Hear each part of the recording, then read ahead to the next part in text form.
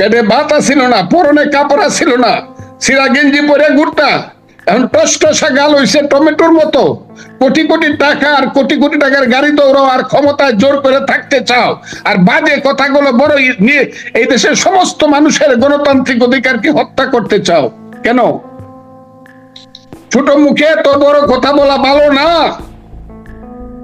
কাজে আমি আজকে আপনাদেরকে বলি, দেশটা যুদ্ধ করে স্বাধীন করছিলাম বইলা এইসব বাচ্চা বাচ্চা ছেলেমেয়েরা ছোট মুখে বড় কলা বলে, কিন্তু এদেশে কিন্তু গণতন্ত্র আসবেই।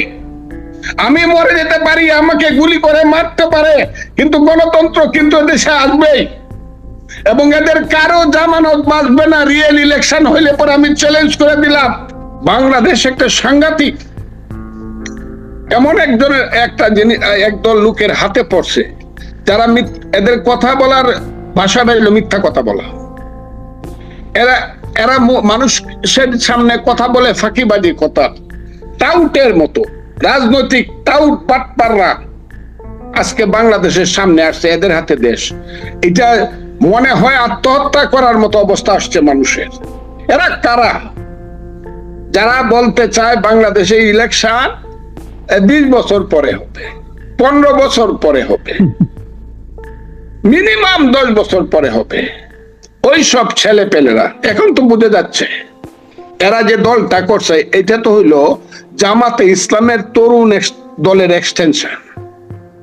জামাতে ইসলামের একটা দল আছে ছাত্রদের শিবির, এবং জামাত ইসলাম জানেন নিজের নামে জীবনে কোনোদিন ক্ষমতায় আসবে না যতদিন মুক্তিযুদ্ধ কথাটা থাকবে।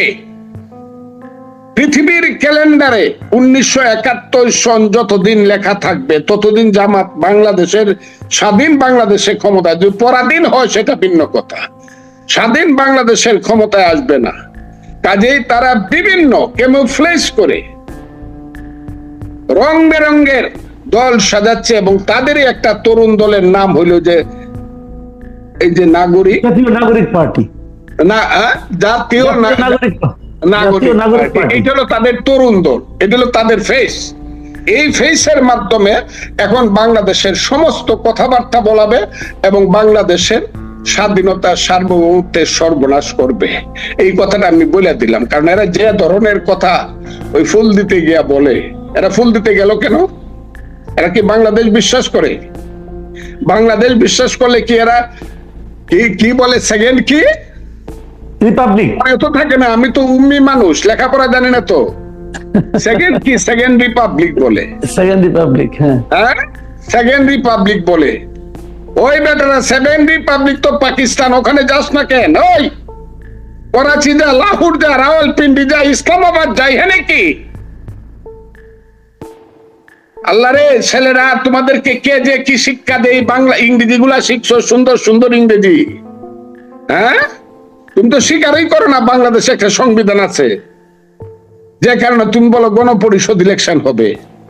হায়রে বাবারা, গণপরিষদ রিয়েল গভর্নমেন্ট থাকতো তোমাদের নামে মামলা হইতো, দেশদ্রোহিতার মামলা হইতো। ওদের স্বীকারই করো না। সেকেন্ড রেভলিউশন চাও, সেকেন্ড রিপাবলিক চাও, আর অর্থাৎ এইটা কোনো দেশ না। তোমরা দেশে কোনো সংবিধান নাই, তোমরা গণপরিষদ ইলেকশন দিয়ে সংবিধান কি বুঝাইতে চাও আমাদেরকে? ও বাবারা, কোন বৃন্তের ফুল তোমরা? তোমাদের পারিবারিক বৃন্ত কোনটা? তোমাদের গাছের শিকড় কোথায়? তোমাদের বাপ দাদারা কি মুক্তিযুদ্ধে গেছিল? একটু লিস্টটা দেও আমাদেরকে, নাহলে আমাদের লিস্টটা নেও। আমরা কারা? এগুলা কি করতেছো? মানুষকে এত অপমান করতেছো, দেশকে এত অপমান করতেছো কেন? তারা বলতেছে যে 72-এর সংবিধান ওটা ছুঁড়ে ফেলে দিতে হবে, নতুন সংবিধান করতে হবে, এবং তার জন্য গণপরিষদের নির্বাচন করতে হবে। এই গণপরিষদ নির্বাচন জিনিসটা আপনি কি? এবং তাদের মনে আছে ইসলামিক রিপাবলিক অফ পাকিস্তান। ওই যে পাকিস্তানের জামাতের আমির, তার নাম হইল হাফিজ নাইমুর রহমান। সে তার কাউন্সিলে বলছে যে পূর্ব পাকিস্তানের আমাদের ভাইয়েরা এখন তাদের ভুল বুঝতে পারছে, তারা বাংলাদেশ বানাইছিল, এখন তারা এটা চায় না, এখন আমাদের সাথে এসে মিল হবে, আপনারা রেডি হন। ওই ওদের সাথে হইল ওদের মিল। আমি বলছি বইলা অনেক কিছু আমার হয়ে যেতে পারে, কিন্তু আমি কথাগুলো বইলে গেলাম। এবং আজকে আমি যে কথাগুলো বললাম, রাজনৈতিক দলগুলো যারা বলে না, এই ছেলেপেলেরা জামাতের তরুণ দল যদি সুযোগ পায় তাহলে দেশকে ওই দিকে নিয়ে যাবে। এবং আজকে আমি যে কথাটা বললাম, এটা 3 মাস বা 5 মাস বা 6 মাস পরে এই বড় বড় দলগুলা বলবে, তখন বুঝবে তারা কত ধানে কত চাল। দেশ ওই দিকে যাচ্ছে। ওই যে একটা ছেলে মাহফুজ আলম বলে রাখছে, দেশ গৃহযুদ্ধের দিকে যাবে। তারা এই দেশটাকে বাংলাদেশ রাখতে চায় না।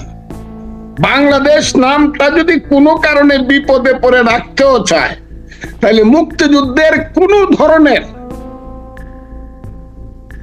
স্ট্যান্ড পয়েন্ট, নীতি, আদর্শ কোনো কিছু তারা রাখতে চায় না, সব শেষ করে দিতে চায়।